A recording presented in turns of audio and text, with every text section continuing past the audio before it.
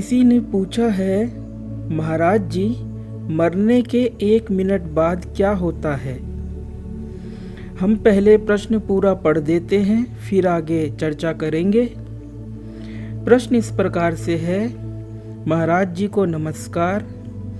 आपका पहला सत्संग जो मैंने सुना वह युगन युगन हम योगी था। मैं संत कबीर के इस पद की आपके द्वारा की गई अनूठी व्याख्या से प्रभावित हो आपके और सत्संग भी कैजुअली देखने लगा, सुनने लगा। पुनर्जन्म संबंधित वीडियो भी देखा तो ज्ञात हुआ कि आप कहते हैं व्यक्ति का कोई पुनर्जन्म नहीं होता। उस सत्संग में जो तर्क आपने प्रस्तुत किए उन तर्कों के समक्ष मैं निरुत्तर हूँ, परंतु फिर भी जिज्ञासा है कि क्या फिर होता है मृत्यु के बाद। जैसे कि रात 12 बजे कोई मरा तो मरने के 1 मिनट बाद क्या होता है? आखिरकार कुछ तो होता होगा। उत्तर देते हैं, कुछ क्यों नहीं होगा? बिल्कुल कुछ होता है मरने के बाद। जिस दृष्टा ने, ऑब्जर्वर ने किसी के रात 12 बजे मरने की घटना को देखा, नोटिस किया कि अमुक नाम का व्यक्ति मरा, उस दृष्टा के लिए या कहे उन लोगों के लिए मृत्यु के बाद यह होगा कि वह शरीर अब अपघटन की प्रक्रिया से गुजरेगा। और शरीर में कुछ प्रक्रियाएं ऐसी भी होती हैं जो कि शरीरांत के पश्चात भी चालू रहती हैं, जैसे कि बाल बढ़ना, नाखून बढ़ना। ये प्रक्रियाएं चलती रहेंगी यदि उस शरीर को आप जलाए ना। मरने के बाद शरीर का अपघटन होगा, सड़ेगा। इसकी सड़न और दुर्गंध से बचने के लिए ही तो हम शीघ्रातिशीघ्र शरीर को जलाने या दफनाने का कार्यक्रम किया करते हैं। यह सब तो होगा आपके लिए, दृष्टा के लिए, देखने वाले के लिए। और जिस व्यक्ति के मरने की घोषणा की गई है उस व्यक्ति के बाबत यदि पूछा जाए कि उसके लिए 12:01 पर क्या होगा, तो हमारा कहना है कुछ नहीं होगा, क्योंकि उस व्यक्ति के लिए 12:01 बजेगा ही नहीं कभी। तो कैसे कहा जाए कि 12:01 के बाद क्या होगा? हम यह कह रहे हैं कि तथाकथित मृत्यु अर्थात शरीरांत के पश्चात काल होता ही नहीं है, समय होता ही नहीं है, तो कब कोई जन्म लेगा? लोगों को तो यही भ्रम है कि मृत्यु के बाद मेरा सूक्ष्म शरीर या आत्मा शरीर से निकलेगी, जो कि या तो इधर उधर लोक परलोक में भटक पुनः जन्म लेगी या कि सीधे ही किसी गर्भ में प्रविष्ट हो जन्म लेगी। ये उनका विचार है, अत्यंत भ्रामक विचार है, जो कि ऐसा सोचकर बैठे हैं कि उनका कोई पुनर्जन्म होगा। मृत्यु के बाद ना तो देश या कहे स्पेस है और ना ही कोई काल या कहे टाइम है कि कोई दोबारा जन्म ले सके। पुनर्जन्म असंभव बात है। आइए समझते हैं इस सत्संग में कि कैसे उस मृत व्यक्ति के लिए 12:01 तो क्या 1 सेकंड भी नहीं बजने वाला। क्या पुनर्जन्म होता है नहीं शीर्षक से पूर्व में हमारे द्वारा सत्संग में हमने गीता और व्यक्ति की सत्ता नहीं होने के आधार पर पुनर्जन्म का खंडन प्रस्तुत किया था। आज के इस सत्संग में काल के आधार पर, टाइम के आधार पर पुनर्जन्म का खंडन प्रस्तुत करेंगे, जिससे कि प्रश्नकर्ता के प्रश्न का समाधान भी विस्तृत रूप से हो जाएगा। तो आइए सबसे पहले समझते हैं काल अर्थात समय को, जिसको कि हम सब टाइम भी बोला करते हैं। पुनर्जन्म के थोथे सिद्धांत का यह खंडन हम आध्यात्मिक तथा वैज्ञानिक दोनों ही दृष्टियों से करेंगे। आज तक किसी ने भी कभी भी समय जैसी किसी चीज का अनुभव प्राप्त नहीं किया और ना ही कोई कभी भी करेगा। तो फिर समय क्या है? समय एक अवधारणा है, कंसेप्ट है, जो कि हमारे नित्य प्रति के सांसारिक व्यवहार में अत्यंत उपयोगी है, परंतु यह वास्तव में है ही नहीं। फिर भी हम सब लोगों को लगता है, प्रतीत होता है कि समय जैसा कुछ होता है। इसी का नाम तो माया है। न धन माया है, न स्त्री माया है। माया वह है जो कि नहीं होने पर भी है जैसी लगती है, अर्थात एक धोखा, एक इल्यूजन, एक भ्रम। जैसे किसी लूले लंगड़े आदमी की दोनों बैसाखियां छीन ली जाए तो वह लड़खड़ा कर जमीन पर गिर पड़ेगा।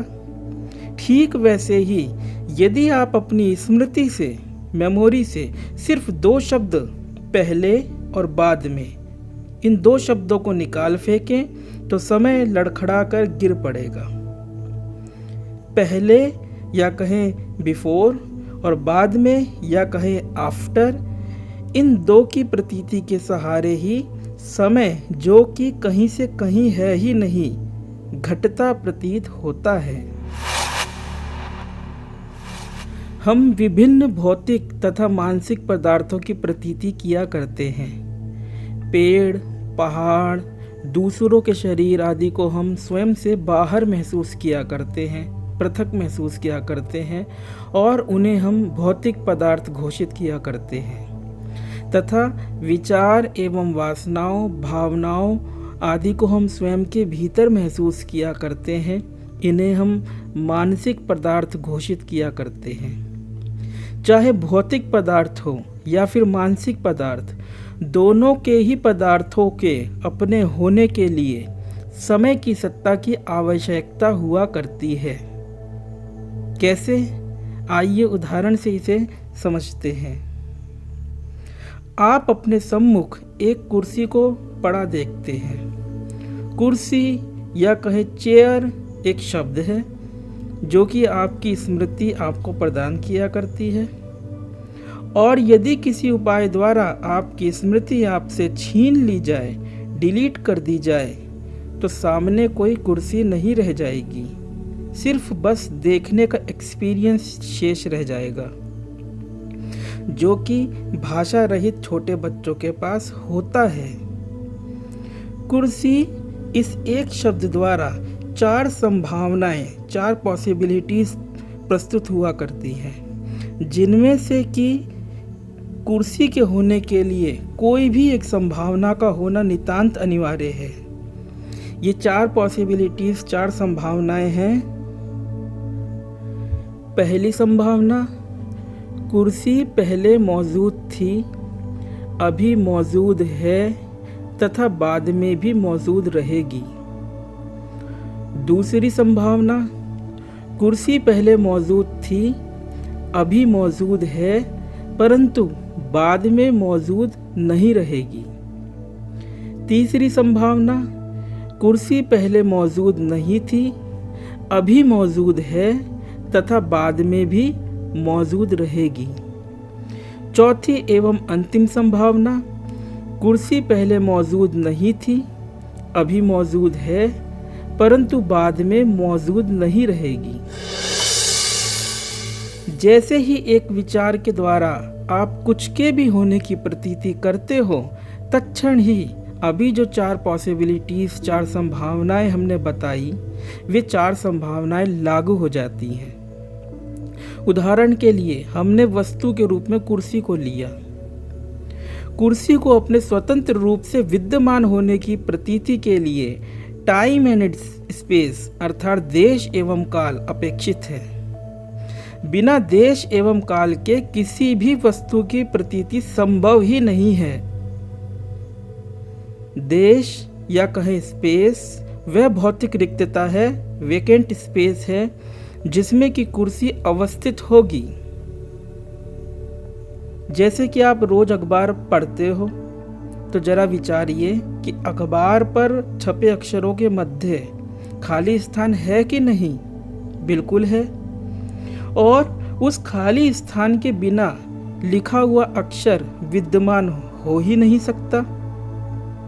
ठीक ऐसे ही भाषा के द्वारा या कहें स्मृति के द्वारा कुर्सी इस नाम की तथा रूप की भी, आकृति की भी प्रतीति होती है, तो देश भी आ जाता है और साथ के साथ काल भी आ जाता है। क्यों काल आ जाता है? इसलिए काल आ जाता है क्योंकि बिना टाइम रेफरेंस के या कहें पहले और बाद में इन दो बातों की प्रतीति के कुर्सी का हैपन अर्थात स्थिति सिद्ध हो ही नहीं सकती। केवल मात्र बुद्धि के स्तर से हमारी इन बातों को लेंगे तो हो सकता है कि ये सब कोरा वाकजाल है या दार्शनिक बातें हैं, ऐसा आपको भान हो। परंतु ना तो हम कोई दार्शनिक बात कह रहे हैं और ना ही कुछ भी ऐसा कह रहे हैं जो कि आपका भी अनुभव ना हो। समस्या केवल मात्र यह है कि हम अपने देखने, सुनने आदि के विभिन्न अनुभवों की गहराई को ही नहीं जानते, नहीं समझते। दिन भर हम कुछ ना कुछ देख रहे हैं, सुन रहे हैं। क्या कभी हमने सोचा कि ये देखना क्या है, ये सुनना क्या है? अध्यात्म के सारे रहस्य नित्य प्रति के हमारे इन देखने, सुनने आदि के अनुभवों में छिपे हैं। हम बस इन बातों को एक्सप्लोर नहीं करते और अध्यात्म को जानने समझने के लिए कुंडलिनी जागरण, डायनेमिक मेडिटेशन आदि पता नहीं क्या क्या करने लग जाते हैं।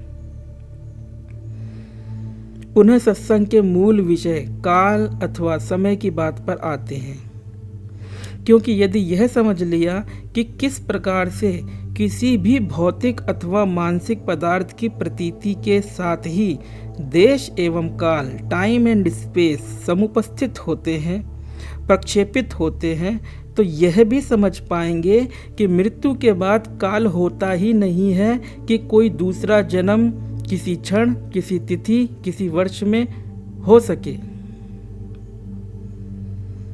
आइए अब समझते हैं कि किस प्रकार से ये प्रक्षेपित हुआ काल या कहें टाइम आपसे जुड़ा हुआ है, अर्थात आप ही इसके रचयिता हो। अभी आप जागे हुए हो और सत्संग सुन रहे हो, ये आपकी जागृत अवस्था है, वेकिंग स्टेट है। और जब स्वप्न होगा तब वह स्वप्न अवस्था है, ड्रीम स्टेट है।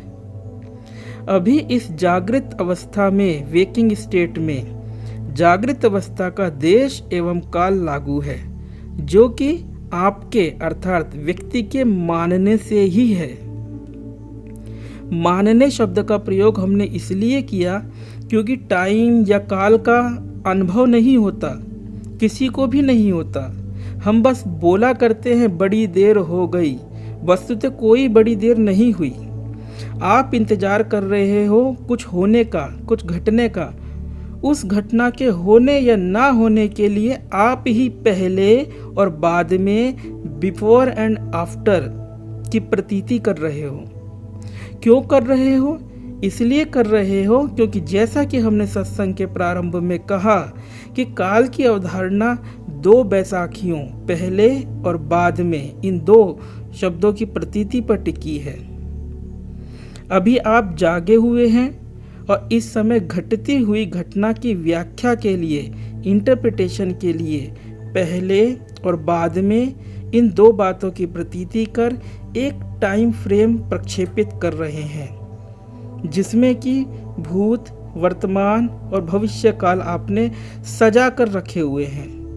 बिना ऐसा किए आप घटनाओं की प्रतीति नहीं कर सकते हैं।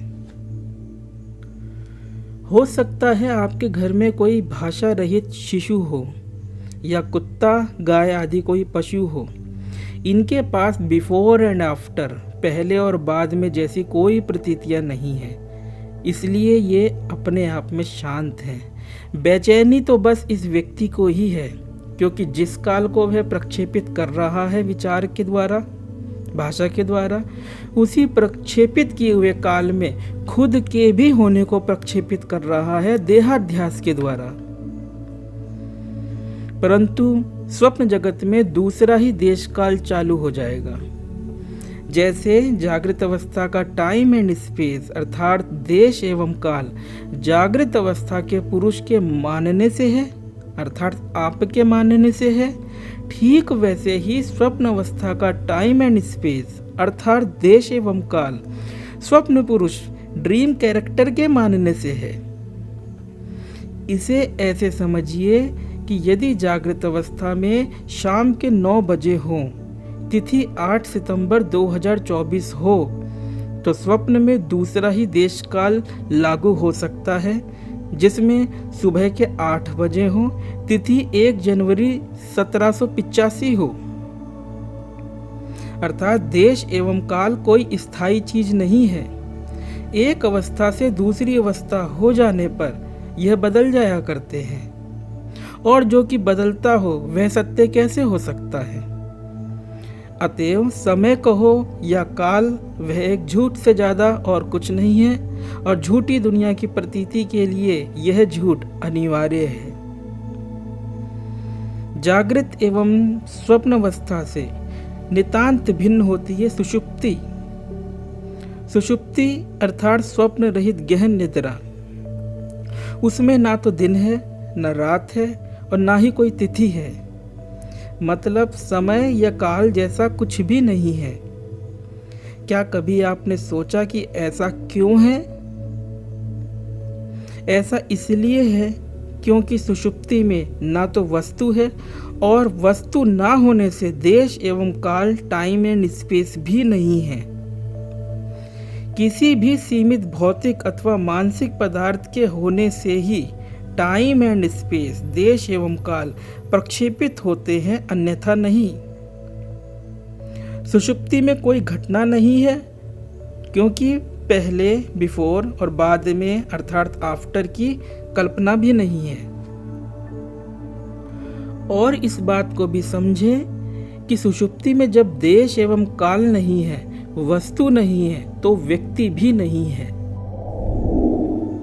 अभी तक जो बातें कही गई उससे स्पष्ट हो जाता है कि व्यक्ति अपने ही द्वारा प्रतीत किए गए देश एवं काल में जीता है, और गहन निद्रा में जब देश एवं काल अनुपस्थित होते हैं तो व्यक्ति भी अनुपस्थित हो जाता है। अब इन्हीं सब बातों के संदर्भ में हम देखते हैं मृत्यु को। इतना तो सभी को मान्य है कि जिसे कि मृत्यु कहा जाता है, उस घटना में समस्त ऐन्द्रिक अनुभव समाप्त हो जाते हैं, अर्थात देखने सुनने आदि के अनुभव बंद हो जाते हैं। जब ये विभिन्न सेंसुअल परसेप्शंस अर्थात ऐन्द्रिक अनुभव अशेष हो गए, तो कोई वस्तु जगत या वस्तु भी नहीं रही। मरने वाला जो व्यक्ति है उसके दृष्टिकोण से देखें, उसका देखने का अनुभव बंद हो गया तो दृश्य उसके लिए समाप्त हो गए। दृश्य के ना होने से दृष्टा अर्थात कोई देखने वाला भी नहीं रहा। दृश्य के ना होने से देश एवं काल भी नहीं रहा। यह हम सिर्फ एक ऐन्द्रिक अनुभव देखने के विषय में बता रहे हैं। आप कृपया अपने विवेक विचार द्वारा इसी बात को अन्य अनुभवों के विषय में घटाएं। जिन्हें इन अनुभवों को संपूर्ण गहराई से जानना एवं समझना है, वे मांडुक्य उपनिषद पर जो अभी हमारी ओम बराबर ब्रह्म बराबर आत्मा पुस्तक प्रकाशित हुई है, उसे पढ़ें।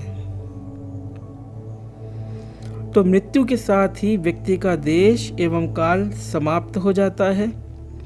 दृष्टा गया, श्रोता गया, स्पृष्टा गया, विचारक गया। इस प्रकार से सब कुछ पूरा व्यक्ति भाव ही शरीरांत के साथ गया।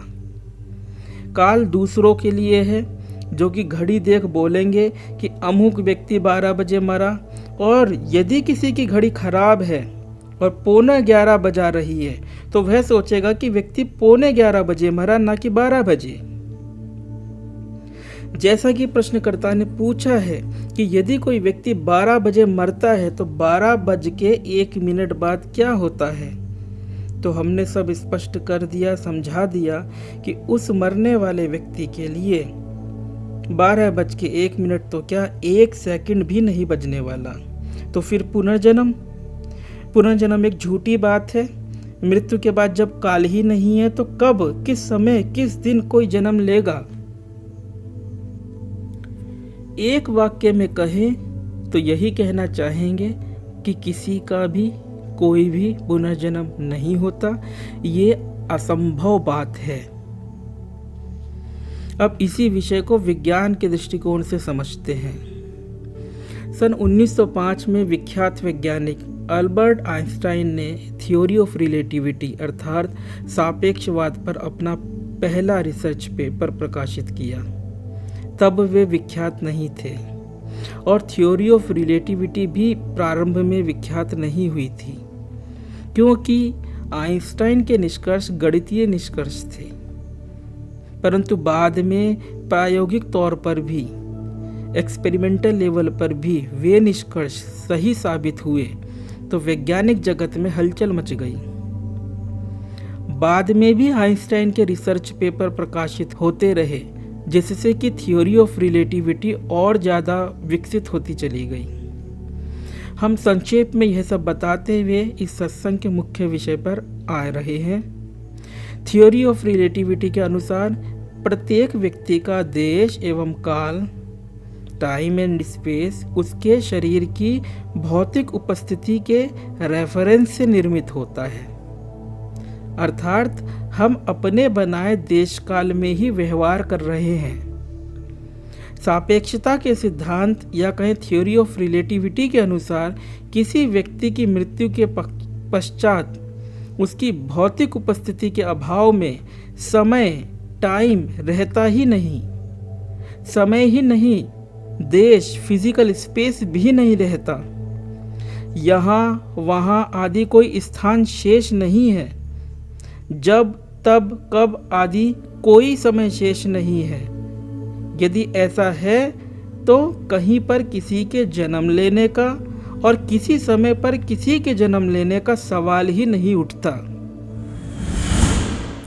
स्पेशल थ्योरी ऑफ रिलेटिविटी के अनुसार हमारे जीवन भर चली कार्य कारण श्रृंखला भी शेष नहीं है कि किसी ने मरने से पहले गिलहरी मार दी तो उसका कोई पाप भोगे, या किसी ने मरने से पहले कुछ रकम साधु संतों एवं अन्य उनके आश्रमों में दान कर दी तो इस दान का पुण्य भोगे।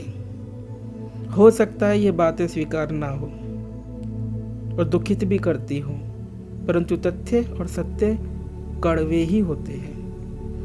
अल्बर्ट आइंस्टाइन की थ्योरी ऑफ रिलेटिविटी को समझना काफ़ी कठिन था। एक बार अमेरिका में कुछ पत्रकारों ने उनसे पूछा कि क्या आप एक वाक्य में अपनी थ्योरी ऑफ रिलेटिविटी समझा सकते हैं? तो आइंस्टाइन बोले कि बस यह समझिए कि यदि एक भी जीवित प्राणी शेष ना रहे तो यह ब्रह्मांड भी नहीं रहेगा। अब हम उन ऋषितुल्य विज्ञान पुरुष की वाणी को अपने शब्दों में कहते हैं। दृष्टा यदि नहीं रहेगा तो दृश्य भी नहीं रहेगा। दृष्टा एवं दृश्य एक दूसरे के होने से हैं। आज के इस सत्संग में पुनर्जन्म के मिथ्या सिद्धांत का खंडन हमने काल के आधार पर प्रस्तुत किया। यह इतनी झूठी बात है कि इसका खंडन अनेक प्रकार से हो सकता है, इसीलिए आगे भी इस विषय पर किसी अन्य दृष्टिकोण से चर्चा होगी। अंत में इतना ही कहेंगे कि जागे, विवेकी बने। अध्यात्म का लेना देना आपके हमारे इस जीवन से है, न कि किसी कल्पित पुनर्जन्म और कल्पित स्वर्ग नरक से। ओम।